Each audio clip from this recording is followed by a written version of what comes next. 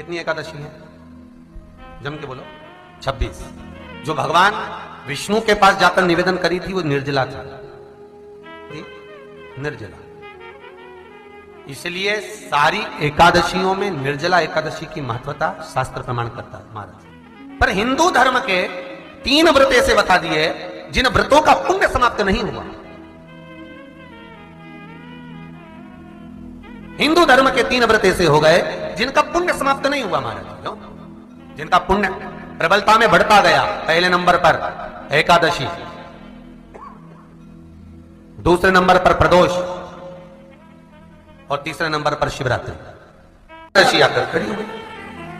अब निर्जला के दिन शिव महापुराण की कथा कहती है, स्कंद पुराण कहती है कि आप वर्ष भर की एकादशी का क्रम भले ना करें, पर निर्जला एकादशी के दिन जो तुलसी हम ठाकुर जी को समर्पित करते हैं, वो तुलसी, ध्यान देना, वो तुलसी अगर मान लो आपके पास में रखी है, निर्जला एकादशी के दिन भगवान ठाकुर जी को, शालिग्राम जी को, लड्डू गोपाल जी को, आपके घर में, आपके मंदिर में जो आपने भगवान को तुलसी समर्पित करी है, वो तुलसी मान लो तुम्हारे पास रखी है, और कोई व्यक्ति को बहुत ज्यादा कष्ट है शरीर में, बहुत कष्ट है, थोड़ी सी वो तुलसी चढ़ी हुई ठाकुर के चरणारविंद की, आप उस जीव को दो तो सही, आधा घंटा इंतजार करो, स्वास्थ्य में अंतर आना प्रारंभ हो जाता है उस निर्जला का। क्योंकि निर्जला ऐसी एकादशी है जिसने जगत में जाकर, देवताओं के पास जाकर निवेदन करा है जग कल्याण के। जितनी भी माताएं एकादशी का व्रत करती, बहुत ध्यान से सुनना आज की कथा को, शायद जिंदगी में मिली ना मिली, पर ये कथा का रिश्ता तो बहुत ध्यान से सुनना। स्कंद पुराण यहां तक कहती है कि इस कथा के चरित्र को जो श्रवण कर लेता है उसको 26 एकादशी करना भी नहीं पड़ती। इस एकादशी की केवल ये कथा सुनकर ही वो तर जाता है। बहुत ध्यान से सुनना इसको, कथा को। एकादशी के दिन जब आप जल शंकर को चढ़ाने तो रोती जाती, जब एकादशी का दिन रहे और शंकर जी के मंदिर में आप जल समर्पित करें तो 3 बार मुख से स्वधा स्वधा स्वधा या स्वधा स्तोत्र का पाठ, जिसमें 12 श्लोक, 2-4 हैं। पैसा तो आ रहा है और घर में टिक नहीं रहा, डॉक्टर में, पुलिस में, एक्सीडेंट आदि में, कहीं गलत जगह पर, व्यसन में अगर पैसा जा रहा है, जुए में, मांसाहार, मदिरा पान, या कहीं आया पैसा आने में कमी नहीं, आ रहा है पर टिक नहीं रहा, रुक नहीं रहा, कोई मांगने आ गया, दे दिया, फिर वहां से अपने पास नहीं आ रहा, अपन कह रहे हैं भैया हमारा पैसा लौटा दो, नहीं आ रहा। तो महाराज शिव महापुराण की कथा कहती है एकादशी के दिन गंगा के जल में मात्र 7 बेलपत्री डालकर, जो नंदीश्वर भगवान अर्थात जो शंकर जी के शिवलिंग के सामने नंदी होता है, उस नंदी के चरण पर गंगा का जल चढ़ाकर बेलपत्री शिव पर समर्पित कर देता है, उसके घर में रुपया रुकना चालू हो जाता है, फिर वो गलत जगह पर नहीं जाता, गलत स्थान पर वो धन जाएगा ही नहीं। उन्हें समझा, मांग तुझे क्या चाहिए। एकादशी ने भगवान विष्णु से कहा, नाथ प्रभु वर दे दो, मृत्यु लोक में जो मनुष्य मेरा व्रत करेगा, चाहे जलचर, थलचर, वायुचर या सांसारिक मनुष्य, मेरा अगर एकादशी का व्रत करेगा, प्रभु उसके यहां धन धान्य वैभव सुख संपदा बढ़ेगी और उस जीवात्मा को नरक नहीं भोगना पड़ेगा, सीधे वैकुंठ का उसको वास मिलेगा। जब जीव आत्मा को लेकर चला जाएगा, यम के दूत जब बंदी बनाकर ले जा रहे होंगे उस जीवात्मा को जिसके प्राण छूटे होंगे, यम के दूत जब बंदी बनाकर ले जा रहे होंगे, तब मुझे वर दो कि मैं इसका हाथ पकड़कर बेतन्नी से पार उतार कर सारे नरकों से निकालती हुई आपके धाम में लेकर आऊं। भगवान ने वर दे दिया, तथास्तु। हे एकादशी सुनो, मृत्यु लोक का मनुष्य अन्न का त्याग कर कर, क्योंकि अन्न में एकादशी के दिन पाप पुरुष रहता है, अन्न का त्याग कर कर एकादशी के दिन जो मनुष्य तुम्हारा व्रत धारण करेगा, उस व्रत को करेगा और उस व्रत को धारण करेगा, उसकी मनोकामना पूर्ण होकर वो मेरे ही धाम को जाएगा।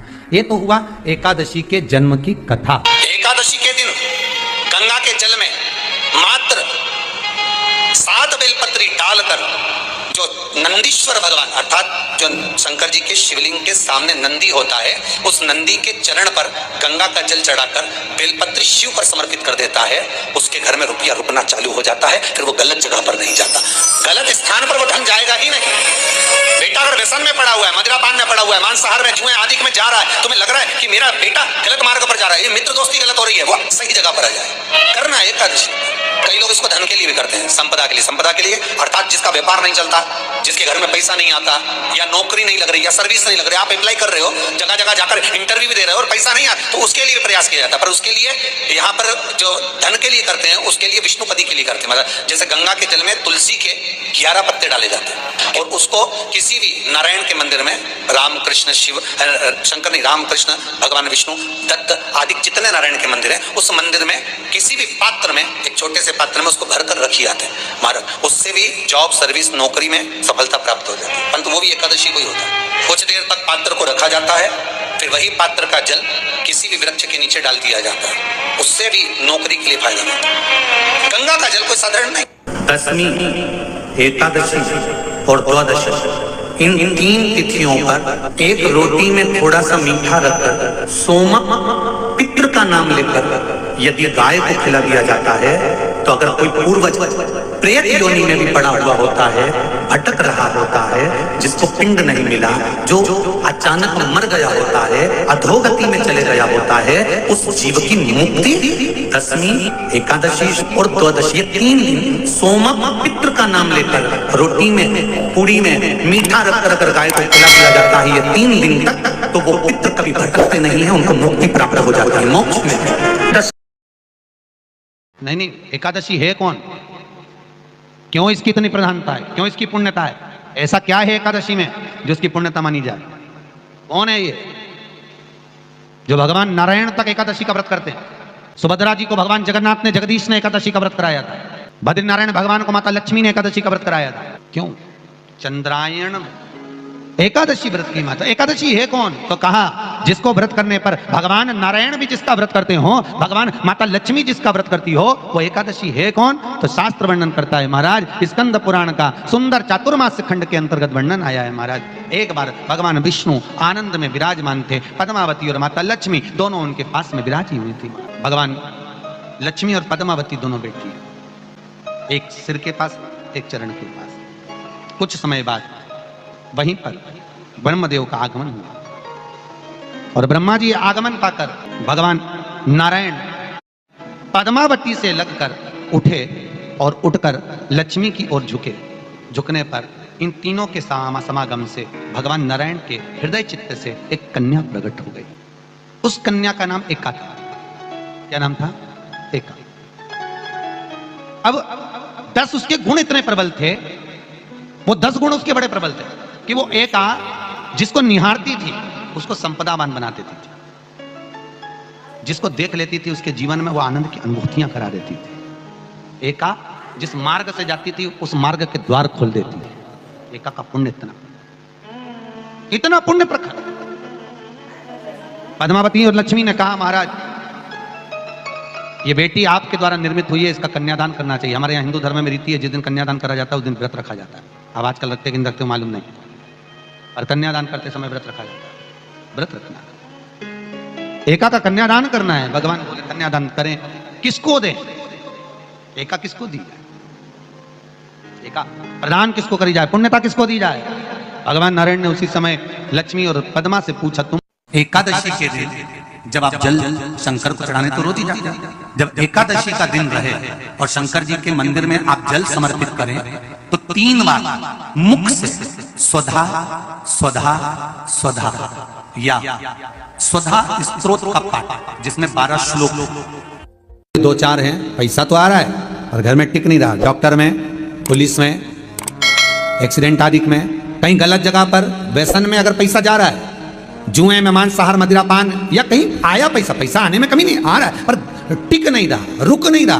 कोई मांगने आ गया, दे दिया, फिर वहां से अपने पास नहीं आ रहा, अपन कह रहे हैं भैया हमारा पैसा लौटा दो, नहीं आ रहा। तो महाराज शिव महापुराण की कथा कहती है एकादशी के दिन गंगा के जल में मात्र 7 बेलपत्री डालकर जो नंदीश्वर भगवान अर्थात जो शंकर जी के शिवलिंग के सामने नंदी होता है, उस नंदी के चरण पर गंगा का जल चढ़ाकर बेलपत्री शिव पर समर्पित कर देता है, उसके घर में रुपया रुकना चालू हो जाता है, फिर वो गलत जगह पर नहीं जाता, गलत स्थान पर वो धन जाएगा ही नहीं।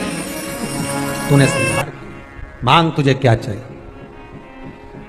एकादशी ने भगवान विष्णु से कहा, नाथ प्रभु वर दे दो, मृत्यु लोक में जो मनुष्य मेरा व्रत करेगा, चाहे जलचर, थलचर, वायुचर या सांसारिक मनुष्य मेरा अगर एकादशी का व्रत करेगा, प्रभु उसके यहां धन धान्य वैभव सुख संपदा बढ़ेगी और उस जीवात्मा को नरक नहीं भोगना पड़ेगा, सीधे बैकुंठ का उसको वास मिलेगा।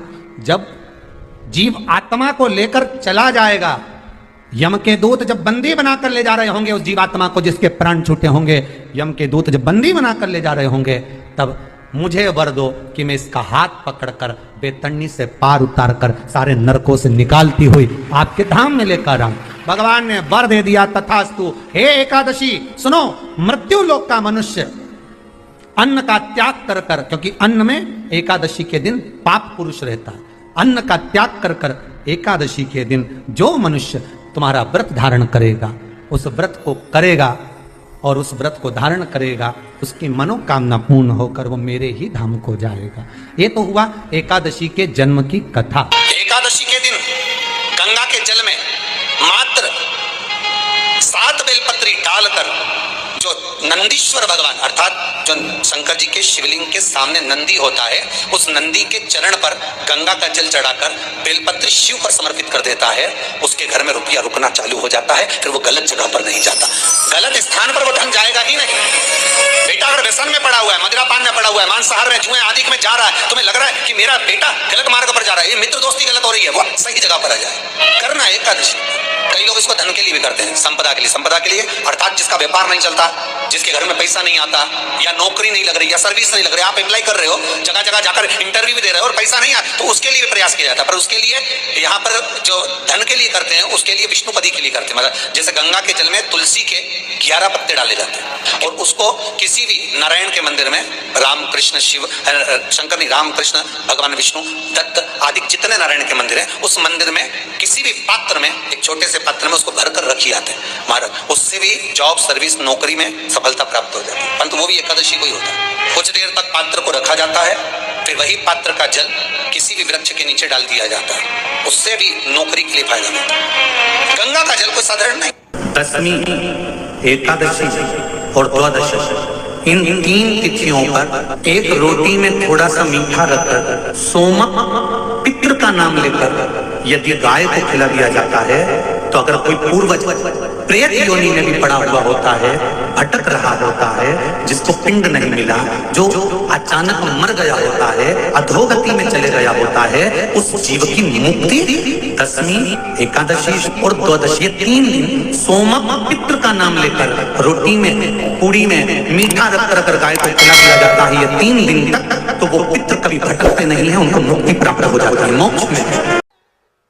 16,108 रानियां जब संतान नहीं हुई तो भगवान कृष्ण ने गुरु गर्गाचार्य बाबा को बुलाया। गुरुदेव आप हमारे कुल के गुरु हो, आपने हमको गुरु दीक्षा दी है, गुरुदेव हमारे यहाँ संतान नहीं है, आप कृपा करिए। गुरु गर्गाचार्य बाबा ने कहा, कृष्ण आप द्वारका के नजदीक में एक एक रानी को बिठाकर 11-11 दिन तक शंकर जी का अभिषेक करिए महाराज, और शिव का अभिषेक करना, और 11-11 दिन तक शंकर भगवान का अभिषेक भगवान कृष्ण ने द्वारका के नजदीक में नागेश्वर के शिवलिंग की स्थापना करते हुए उसका अभिषेक किया। अभिषेक किया तब भगवान शंकर प्रकट हुए, मांगो कृष्ण आपको क्या चाहिए। कन्हैया कहते हैं मेरे यहाँ औलाद नहीं है। भगवान शंकर कहते हैं आप चिंता ना करें कृष्ण, आपने एक एक रानी के साथ में 11-11 दिन तक मेरा अभिषेक करा है, तुम्हारी एक एक रानी से 11-11 संतान उत्पन्न होगी, तो 1,77,180 भगवान कृष्ण के बच्चे हुए शंकर की कृपा से।